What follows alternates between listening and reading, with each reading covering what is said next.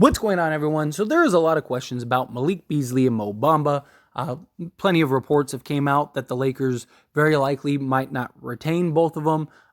It's even possible that they just let both of them go, but very likely might end up keeping one of them. Both of these guys were exciting acquisitions because of the potential, right? Malik Beasley being a high volume, streaky level shooter, but a guy that you think like, oh, playing next to LeBron James, you got D'Angelo Russell, you got Austin Reeves, you got Anthony Davis, all able to make plays and distract to allow him to kind of just have free range to knock down the three ball. And he just underperformed. It was very disappointing. Now, a full training camp, full preseason, full, off season, all of those things, maybe he can kind of get back into the swing of things. Maybe he'll get more comfortable, get more chemistry, have a better understanding of where he needs to be on the court. Guys like LeBron and Reeves and stuff can have a better understanding of like, okay, where does he like the ball? What are his spots? And kind of, develop that team chemistry, which is a big thing. So I would like to see Malik Beasley stick around. Mo Bamba, he was a guy that, again, 25, good size, good length, shot blocking, 40% from three. Like on paper, you're like, this guy would be brilliant for the Lakers. Little raw, definitely is a development guy, definitely is a low risk, high reward type player. That's why the Lakers went and traded for him. And unfortunately, he was injured the entire time with the Lakers, pretty much from the moment that we drafted him or not traded for him, which is disappointing, right? You wanted to see what he could provide, what he could do, the way that he could play for the Lakers. How does he look next to Anthony Davis, stuff like that. And ultimately, these two were just very disappointing. But you don't want to see the Lakers just let them go because the Lakers don't have cap space to replace them. So if you're going to do anything with them and you want to move off of them, the best course of action would be to package these two to go and work out a trade in which you could yield some quality players. And the big thing is Buddy Hield and Myles Turner, right? Buddy Hield and Myles Turner for like a year were speculated to come to Lakers. The deal was actually on the table, and the Lakers, it was going to be a done deal leading right before the media day. And Jeannie said, no, like, let's wait, let's be patient. Otherwise, Buddy Hield and Myles Turner would have been Lakers. Now, for pretty much the whole year, I was of the camp, no, don't make the deal, right? I didn't like the idea of doing the deal because Buddy Hield and Myles Turner at the time wouldn't have saved the Lakers, right? Would they have been better? Absolutely. But it wouldn't have saved the Lakers because you got to keep in mind, at the time, one, we didn't have Rui Hachimura. Austin Reeves hadn't evolved and blossomed into the guy that we saw in the playoffs, right? So there were a lot of factors in play that was like, okay, LeBron James, Anthony Davis, Buddy Hield, and Myles Turner would be really good, but they're not gonna be good enough to win an NBA championship. You need more, and you're gonna have to sell your entire future just to get these two guys. That's a real concern, right? And so I was of the camp and of the mind, like, okay, I'm glad Jeannie made that call. Good call by Jeannie. Let's go wait, be patient, and find another move. And the Lakers did that. The Lakers end up getting Rui Hachimura, then they end up trading for D'Angelo Russell and Jared Vanderbilt and Malik Beasley, and then also get Mo Bamba. And you're like, okay, wow, like they're really going at it. And they got all of that for less than what they would have gotten for Buddy Hield and Myles Turner. So even after the trade, I was like, see, this is why you wait. This is why you be patient. But now we have seen the pieces. We have seen what the Lakers are capable of in the position that they're in. We have seen what guys are good and are going to stay. And we know what holes need to be filled for the Lakers. And I think now Buddy Hield and Myles Turner to the Lakers makes a world of sense. And there may be some of you that are thinking, why would the Indiana Pacers trade Buddy Hield and Myles Turner to the Lakers? And why would they want Malik Beasley and Mo Bamba? And you probably have to throw in like a Shaquille Harrison to make the money work because they're about $38 million total with Beasley and Malik. That gets you to about $26 million. And then you have another like 3 million with the 125% rule, you could get pretty close, right? Maybe you have to do a D'Lo thing. Maybe you just add D'Lo to the mix. And if so, can you keep Malik Beasley? Could you do like D'Lo and Mo Bamba? Right, that would be nice. I wouldn't mind keeping Beasley because at the end of the day, he's still a guy that could get on the right side of the streak. My point is the Lakers could get to a Buddy Hield and Myles Turner, whether it's Malik Beasley, Mo Bamba, or it's D'Lo and Mo Bamba or D'Lo and Beasley, whatever it is.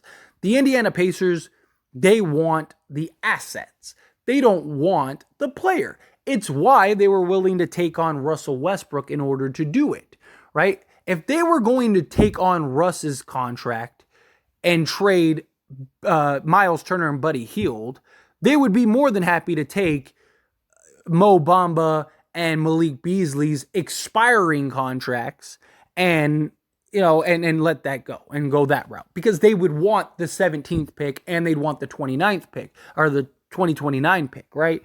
That is why they would do that. So the possibility is still there. Question is, do the Indiana Pacers still want to do this deal? For one, do they want to go that direction? Are they willing to trade both, or would they only do one? Like, would they only trade, Buddy Hield? If that's the case, and you're the Lakers, okay, well then, maybe you trade him. Maybe you're just swapping Malik Monk for Malik Beasley for Buddy Hield. Right? If you're doing something like that, okay, cool. And maybe you're giving up the 17th pick. I definitely think that's an upgrade. I don't know if I like that. I like these two as a package deal, right? Rather than individually, right? I think because you get that center that you need. Myles Turner also is one of the best defensive centers against Nikola Jokic. So that helps. He's a guy that provides shot blocking, spreads the floor, does basically everything the Lakers need, right? And would be very helpful. It would allow Anthony Davis to slot at the 4. That would be helpful. Problem is, at this point in LeBron's career, LeBron is best playing the 4. The reason Anthony Davis plays the 5 pretty much only is because at LeBron's stage of his career, especially during an 82-game regular season, he has to play the 4. It's just better for the defensive side. It allows, just the floor space, just everything. Everything because of LeBron's age and just where he's at in his career. If you were to do this type of deal, then LeBron has to play the 3 again. That, or maybe you put him at the point, but then that becomes a concern too because you'd have to have somebody that can be an elite defender. So maybe you start Jared Vanderbilt, right? Maybe you go like LeBron, Reeves, Vando, Buddy or Anthony Davis, and Myles Turner. That wouldn't be bad. I wouldn't be against that at all. And then you have like Buddy Hield and Rui Hachimura coming off the bench. I wouldn't mind that at all. If the Lakers can get Buddy Hield and Myles Turner, you do it. Right? If that is still an option on the table, you absolutely do that.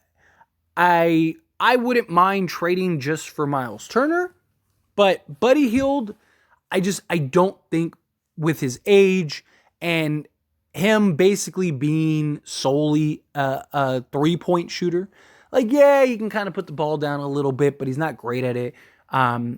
He's pretty much at this point a 3-point shooter. He doesn't provide anything on the defensive end.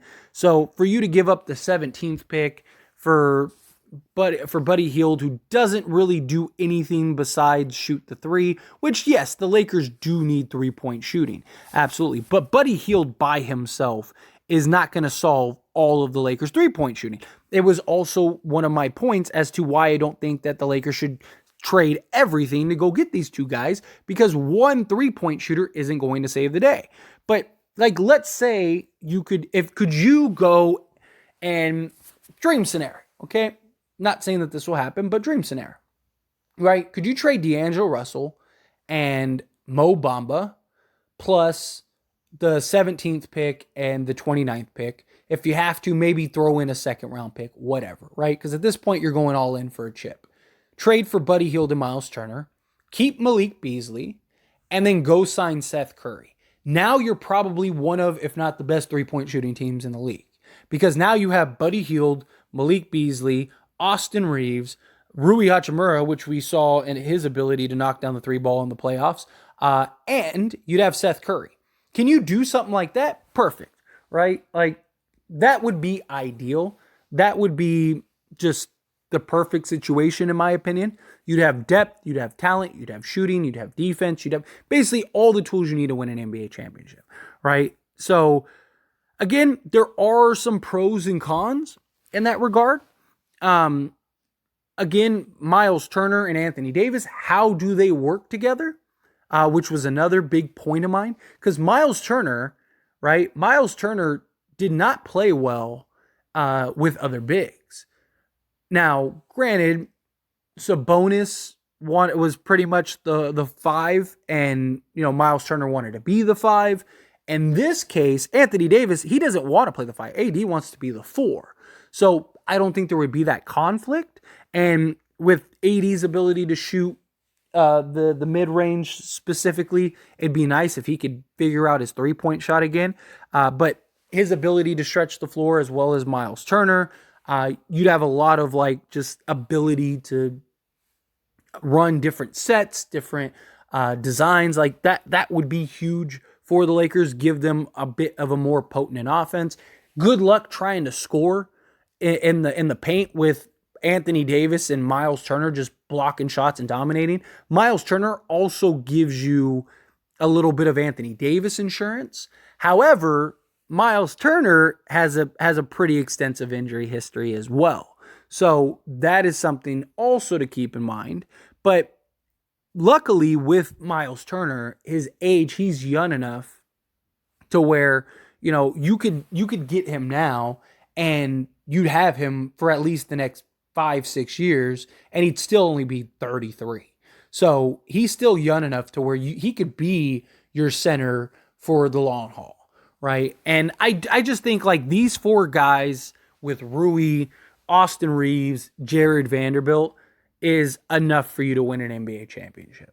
Because now you basically have at least, bare minimum, 7 guys that you're just running constantly, right? You have your 7 playoff guys. If they're healthy, that might be the 7 best players in the league, front to back roster wise, right? With LeBron James, Anthony Davis, Myles Turner, Buddy Hield, Austin Reeves, Jared Vanderbilt, Rui Hachimura. I mean, come on, and Max Christie, right? What can Max Christie evolve into a guy? He's supposedly grown to 6'7", right? So that could be something else.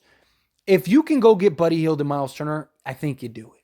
I think now that we know, okay, well, we have Rui, so we have Austin Reeves has evolved into that blue chip style role guy. Okay, we have Jared Vanderbilt, who is an elite defender, but he needs to work on his shot. Well, if you could get a Buddy Hield, and maybe if you could get Malik Beasley to turn it around, and maybe if you could go get a Seth Curry or something like that, then perfect, right? Now you're cooking with fire here, right? And now you have several interchangeable lineups. Nobody really has to play more than 30 minutes a game, because you can play AD at the 5, right? So you could start again, say LeBron, Reeves, Vando, or if you want to play LeBron at the 3, and if LeBron's okay with it, then play LeBron at the 3. So let's say you go, at that point, maybe I'd go Buddy Hield and Austin Reeves. But let's just say, you go Reeves, Buddy Hield, LeBron, AD, Myles Turner. That's your starting 5, right? That's great. Well, now you could have LeBron play 30 minutes per game because you have Jared Vanderbilt, you have Max Christie, and you have Rui Hachimura that can all fill in for LeBron James. Anthony Davis, you could play him 30 minutes because you could play him at the 4, but then you could also play Rui at the 4 or LeBron at the 4 and then AD at the 5.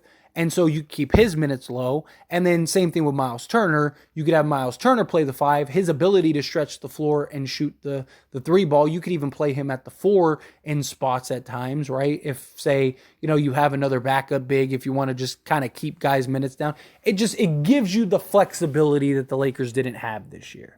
And that would be massive. Myles Turner also is a guy that wants to play the 5. He doesn't want to play the 4. He doesn't want to play a big 3 or anything like that. Like, he wants to be a center. And so that is good because he's willing to guard centers and defend centers and block shots and stretch the floor and all those things. So if you're the Lakers, if you can make this happen, I think it's a no-brainer. I think you do it, make it happen. But anyway, as always, this is a discussion, so I pass the question on you. Let me know your thoughts and opinions down in the comments below. What do you think? Do you think, yeah, go do this, make that happen? Do you think no? However you feel, whatever your thoughts are, love to hear it. Let me know down